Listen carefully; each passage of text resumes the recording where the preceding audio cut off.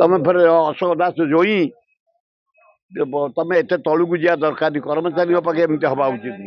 ଆରେ କର୍ମଚାରୀ ତମେ ଗଲେ ମନକୁ ସମ୍ମାନ କରିବେ। ତମର ଦରକାର କ୍ୱାଲିଟି।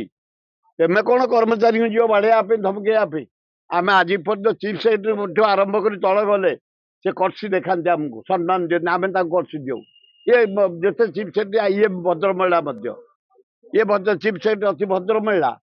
ମୁଁ ଆଉଛି ଏଇନା 3ଟା ସେକ୍ରେଟାରୀ ଦେଖା କରି, ରେଭେନ୍ୟୁ ସେକ୍ରେଟାରୀ, ଏଇନା ଆସୁଛି higher education secretary, culture secretary. ମୁଁ ଡେଲି ଯାଏ ଲୋକଙ୍କ କାମ ପାଇଁ, ଅଫିସରଙ୍କ ପାଖକୁ ଯାଏ, ନେତାଙ୍କ ପାଖକୁ ଯାଏ। ଆଜି ବି 2-3 ଜଣ ମନ୍ତ୍ରୀ ପାଖକୁ ଯାଇଛି, ମାଇନିଂ ମନ୍ତ୍ରୀଙ୍କ ପାଖକୁ ଯାଇଛି। ବିଭୂତି ଜେନା ବଢିଆ କାମ କରୁଛି, ସେ ମାଇନିଂ ଲାଭ କରୁଛି। ମୁଁ କହିପାରିବିନି ସେ କଥା। ଆମ ଜୋଇଁ ସେ, ମୋ ଅଶୋକ ଭାଇର ଜୋଇଁ ଯେମାନେ ମୋ ଜୋଇଁ। ଆଉ ଯଦି ପାଗଲ ଫାଗଲ ହେଇଛି ମୁଁ ଟିକେ ଗାଲରେ ହାତ ଫାତ ମାରିବି, ସାଉଁଳି ଦେବି, ସେ ସିଧା ହେଇଯିବ। ମୋ ଜୋଇଁ ସେ। କିନ୍ତୁ ଆପଣଙ୍କ ଜରିଆରେ ମୁଁ